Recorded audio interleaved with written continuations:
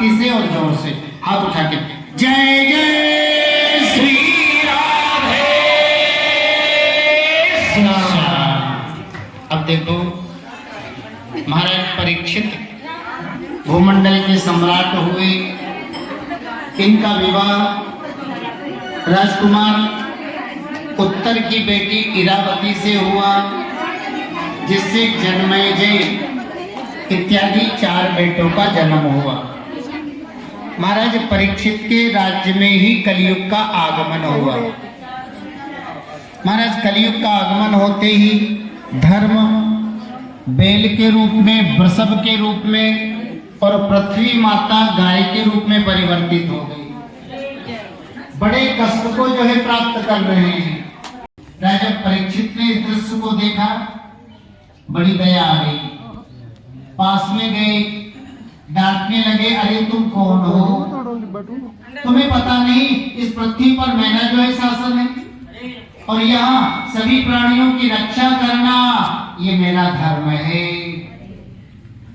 क्योंकि शास्त्र कहता है यस्य रास्ते प्रजा सर्वा त्रस्यन्ते साधु साधु भी तस्य मत्तस्य नश्यन्ति कीर्ति आयुर भगोगति। जिस राजा के राज्य में प्रजा दुखी रहती है, राजा प्रजा पर आए हुए कष्ट का निवारण नहीं कर पाता है, ऐसे राजा की कीर्ति, यश, गति, ऐश्वर्य ये सब कुछ जो है नष्ट हो जाता है। अपन थोड़ा सा राजधर्म पर विचार करें तो राजा का अपना निजी सुख भी नहीं होता है और राजा का अपना निजी दुख भी नहीं होता है, बल्कि प्रजा का सुख ही राजा का सुख होता है और प्रजा का दुख ही राजा का दुख होता है। महाराज प्रजा को प्रसन्न रखना, प्रजा के दुख को दूर करने के लिए नाना प्रकार के उपाय करना, ये राजधर्म। नहीं तो देखो संतों ने कितनी बढ़िया बात रखी, जासु राज प्रिय प्रजा दुखारी तो सो नृप आवासी नरक अधिकारी।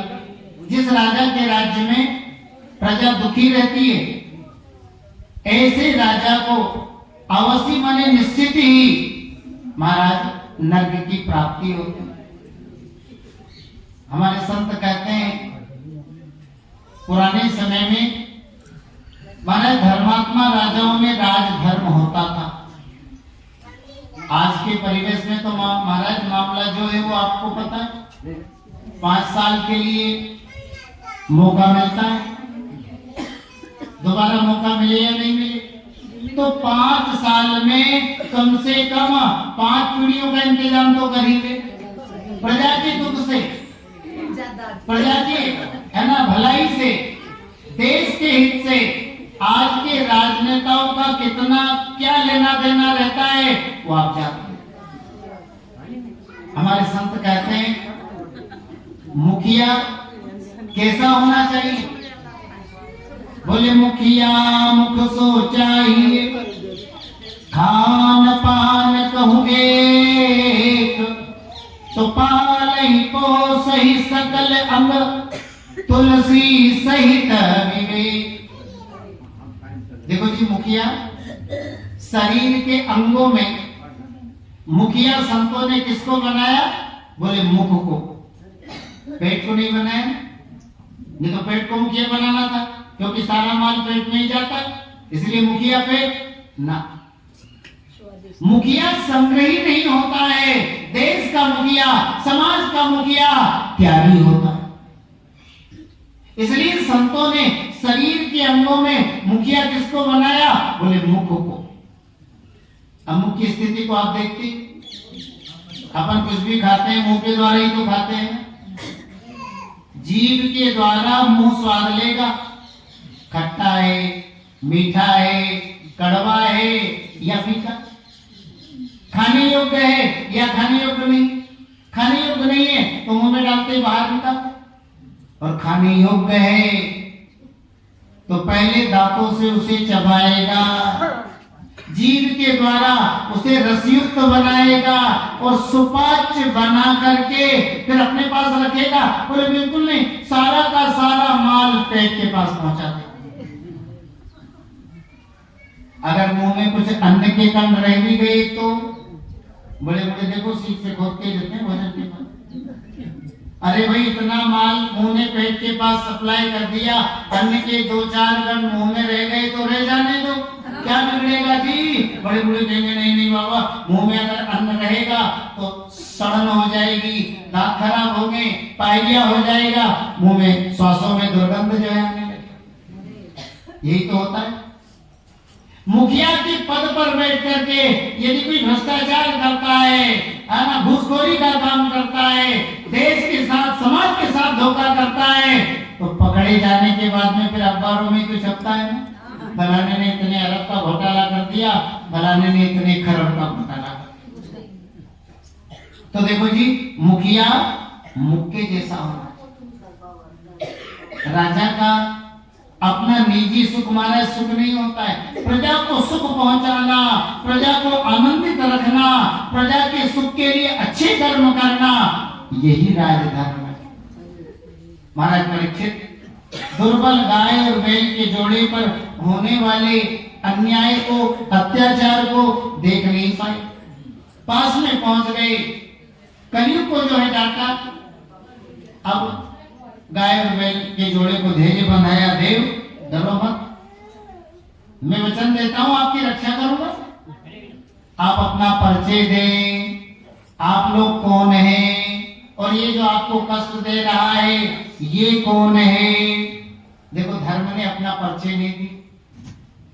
धर्म ने कहा परीक्षित, शास्त्रों की बातों में मोहित हुआ जीव अपने सुख और दुख के वास्तविक कारण को नहीं जान पाता है। कहीं पर काल को, कहीं पर कर्म को, तो कहीं पर स्वभाव को सुख और दुख का कारण माना गया है। अब ऐसी स्थिति में मैं क्या परिचय दूं कि मैं कौन, ये गाय माता कौन है और ये जो हमें कष्ट दे रहा है ये कौन है। देखो जी, धर्म ने अपना परिचय नहीं दिया, लेकिन महाराज परीक्षित धर्मात्मा है, इसलिए समझ देव में जान गया हूँ आप धर्म हो। ये गाय के रूप में पृथ्वी माता है और ये जो आपको कष्ट दे रहा है ना, ये कलयुग है। आप धर्म क्यों? क्योंकि आपने धर्म की बात कही।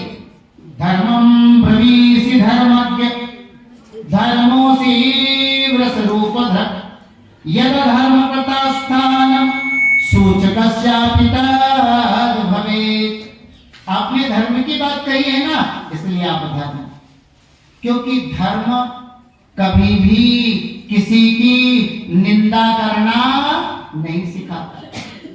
धर्म तो कहता है यद धर्म प्रतास्थानम सूचकस्यापि तद् भवेत्। पापी व्यक्ति तो पाप करेगा तब उसे पाप लगेगा, लेकिन हमें उस पापी की निंदा करने से पाप लग जाएगा। एक बात ध्यान दो, धर्म के अनुसार हमें किसी की निंदा करने का अधिकार नहीं है। इसलिए अपने धर्मशास्त्र कहते हैं कि निंदा पाप नहीं जी, महापाप है, और इस निंदा रूपी महापाप से हमें बचना चाहिए। अच्छा, रामायण आप सब पढ़ते सुनते हैं, सबसे बड़ा पुण्य क्या है, सबसे बड़ा पाप क्या है। देखो रामायण में कितनी अच्छी बात है। सबसे बड़ा पुण्य बोले परम धर्म श्रुति विदित अहिंसा, तो पर निंदा सम आघना गरीसा। दूसरे की निंदा करना तो ये सबसे बड़ा पाप है। और हम अपने जीवन पर यदि विचार करें ना, तो ये पाप ऐसा है जो सहज में बनता है।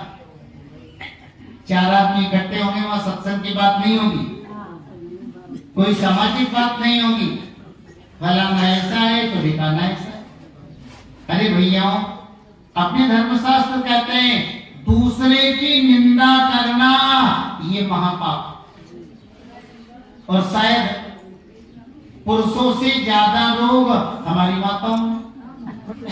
जहाँ 4 माताएं इकट्ठी बैठेगी ना, फिर आप इनकी पंचायत सुनो। हाँ, किसी से अपना कोई लेना देना ही नहीं, अपन जिसको जानते भी नहीं उसकी भी बुराई कर रहे। लगी सासू बहू की बुराई करने, आना बहू सासू की बुराई करने, देवरानी जेठानी की बुराई करने, जेठानी देवरानी की बुराई करने। मैयाओं, आप सत्संग में बैठती हो तो ये बात हमेशा अपने पल्लू की गांठ में बांध करके रखो, निंदा महापाप है और इस निंदा रूपी महापाप से बचो, ये सबसे बड़ा पाप। और सुनो, और पाप तो कारण से होंगे भाई, और पाप का तो कुछ न कुछ कारण होगा, लेकिन ये पाप जो होता है ना बिना कारण के होता है। बिना कारण के कोई लेना नहीं देना नहीं, हम उसे जानते नहीं लेकिन लगे उसकी बुराई कर।